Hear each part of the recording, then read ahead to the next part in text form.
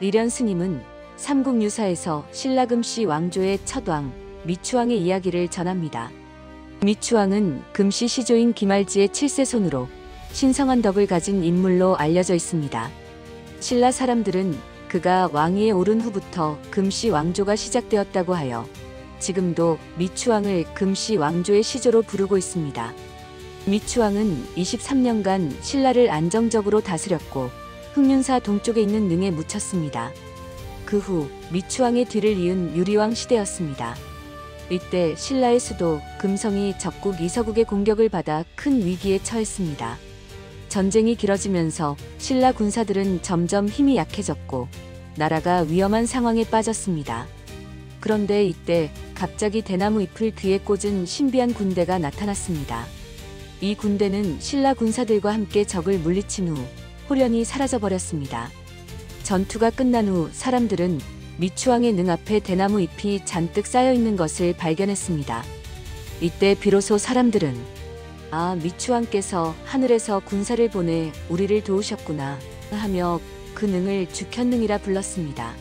세월이 흘러 해공왕 때 신라의 명장 김유신 장군의 홀령이 신라 왕에게 나타나 나라를 떠나려 하자 오직 미추왕의 영험한 힘으로 그 뜻을 달래고 신라를 지킬 수 있었습니다. 미추왕과 주격군의 이야기는 신라의 백성을 사랑하는 왕의 마음이 죽은 뒤에도 살아남아 백성들을 보호했다는 이야기로 후대 신라인들은 깊은 감사의 마음으로 미추왕을 높이 받들어 제사를 지냈습니다. 이령 스님의 삼국유사 속 미추왕 이야기는 하늘과 인간의 깊은 연결을 보여주며 우리 민족이 오랫동안 간직해온 널리 사람을 이롭게 하라는 홍익인간의 정신을 잘 전해줍니다. 리련 스님은 삼국유사에서 신라 내무왕 시대의 충신, 김제상의 감동적인 이야기를 전합니다. 옛날 신라 내무왕 때 외와 고구려는 각각 신라왕의 형제들을 볼모로 잡아두고 돌려보내지 않았습니다. 내무왕은 늘 형제들을 그리워하며 슬퍼했고 어느 날 신하들을 모아 간곡히 부탁했습니다. 누가 나의 형제들을 데려와 선왕과 백성 앞에 보답하게 해주겠는가. 이때 백관들은 용기와 지혜를 갖춘 김제상을 추천했습니다. 왕이 간절한 부탁을 하자 김제상은 주저없이 말했습니다. 신하된 자가 어려움을 가리고 두려움을 따지면 어찌 충성이라 하겠습니까? 제가 가서 그분들을 꼭 모셔오겠습니다. 그는 곧바로 고구려에 가서 왕의 아우인 보혜를 극적으로 구해냈습니다. 그러나 왕의 또 다른 아우 미에는 외국에 잡혀 있었고 왕은 이를 더욱 슬퍼했습니다. 그 이야기를 들은 김제상은 집에도 들르지 않고 곧바로 외국으로 떠났습니다. 외국에 도착한 김제상은 거짓말로 외왕을 속였습니다. 그리고는 목숨을 걸고 미의 왕자를 바닷길로 탈출시켜 신라로 보내는 데 성공했습니다. 화가 난 외왕은 김제상을 잡아다가 모진 고문을 하며 말했습니다. 너는 외국의 신하냐, 신라의 신하냐. 그러나 김제상은 당당히 외쳤습니다. 나는 신라의 신하이지 결코 외의 신하가 아니다. 차라리 신라의 개와 돼지가 될지언정 외의 신하는 될 수 없다. 외왕은 결국 김제상을 뜨거운 불에 던져 죽이고 말았습니다. 그 소식을 들은 김제상의 아내는 바닷가에 서서 남편을 그리워하다 결국 생을 마쳤다고 전합니다. 리련 스님은 이 이야기를 통해 충신 김제상의 깊은 충절과 희생 정신을 기록하고 나라와 백성을 위한 마음이 얼마나 귀한 것인지 전하고자 했습니다. 김제상의 충성심과 희생 정신은 곧 우리 민족의 널리 사람을 이롭게 하라는 홍익인간 정신과도 깊이 맞닿아 있습니다. 리련 스님의 삼국유사에는 신라의 두 가지 특별한 이야기가 전해집니다. 먼저 신라 제18대 실성왕 때의 일입니다. 실성왕은 전왕의 태자 눌지에게 덕과 인망이 있는 것을 두려워하여 그를 해치려 했습니다. 왕은 고구려 군대를 끌어들여 눌지 왕자를 제거하려 했지만 오히려 고구려 군사들은 눌지의 훌륭한 인품과 덕망을 보고 감동을 받아 왕을 제거하고 눌지를 왕으로 세웠습니다. 그렇게 눌지왕은 신라의 새로운 왕이 되었습니다. 한편 신라 제21대 비처왕 때에 신비로운 일화도 있습니다. 어느 날 왕이 천천정에 있을 때 까마귀와 쥐가 나타나 이상한 소리를 냈습니다. 쥐는 사람의 말로 이렇게 전했습니다. 저 까마귀가 간 곳을 따라가 보시오. 왕은 신하에게 명하여 까마귀를 쫓게 했고 남쪽 피촌 마을에 이르렀습니다. 그곳에서 두 마리의 돼지가 싸우는 모습을 보다가 까마귀를 놓쳤습니다. 당황한 채 돌아가려는데 갑자기 한 노인이 연못에서 나타나 봉인된 서찰 하나를 왕에게 바쳤습니다. 그 서찰에는 이렇게 쓰여 있었습니다. 이 편지를 열면 두 사람이 죽고 열지 않으면 한 사람이 죽는다. 왕은 차라리 한 사람만 죽게 하는 게 낫겠다며 편지를 열지 않으려 했습니다. 그러자 신하가 조언했습니다. 두 사람은 일반 백성일 것이고 한 사람은 왕일 것입니다.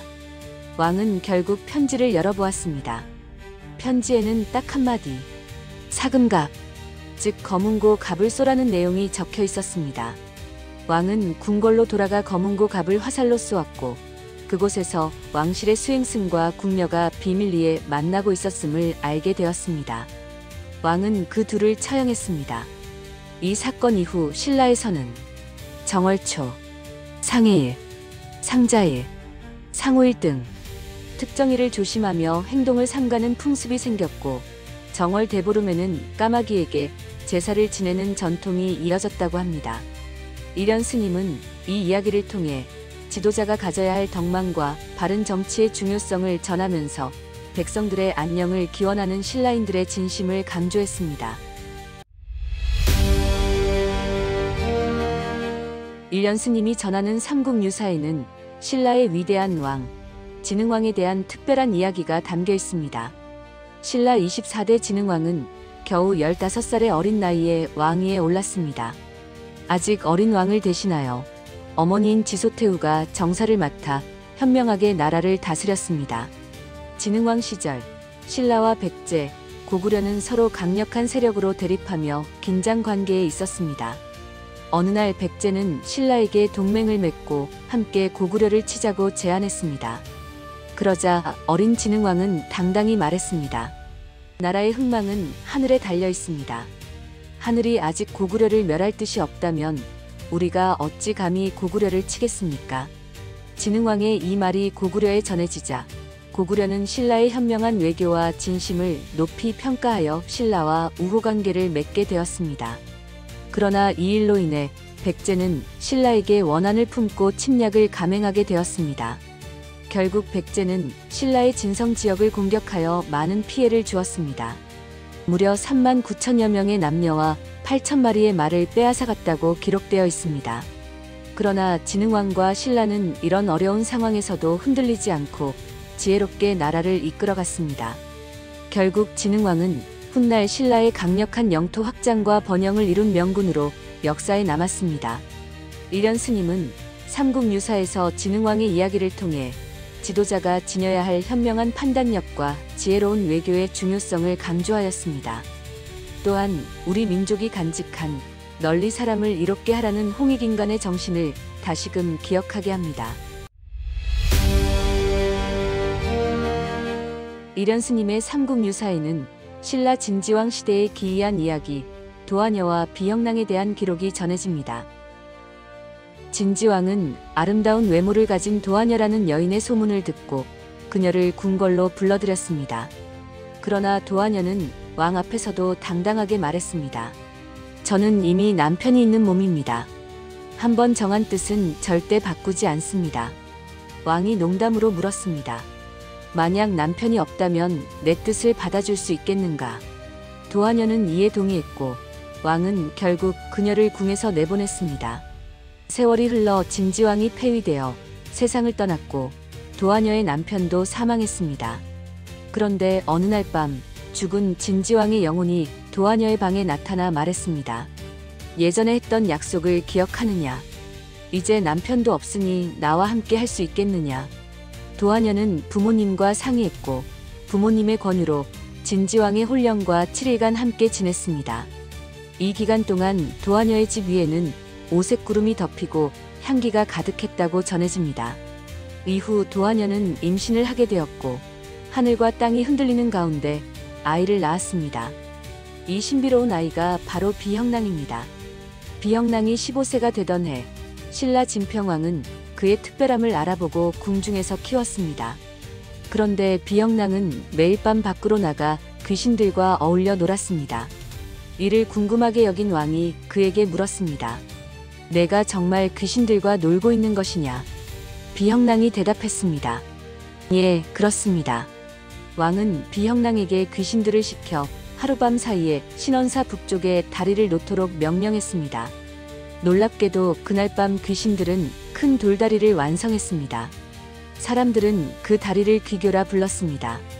비영랑은 귀신 가운데 길다리라는 인물을 왕께 소개하여 정사를 돕도록 하였습니다. 그러나 어느 날 길다리 여우로 변하여 도망치자 비영랑은 귀신들을 보내 그를 붙잡아 처치했습니다. 이후로 사람들은 비영랑을 두려워하여 그의 이름만 들어도 귀신들이 도망갔다고 합니다. 이련 스님은 이 이야기를 통해 신라의 신비로운 설화를 기록하고 인간과 귀신의 소통을 통한 교훈과 홍익인간 정신을 함께 전했습니다. 이련 스님의 삼국유사와 함께 대한불교조 개종이 전하는 한국 불교와 역사의 깊은 인연을 느껴보세요.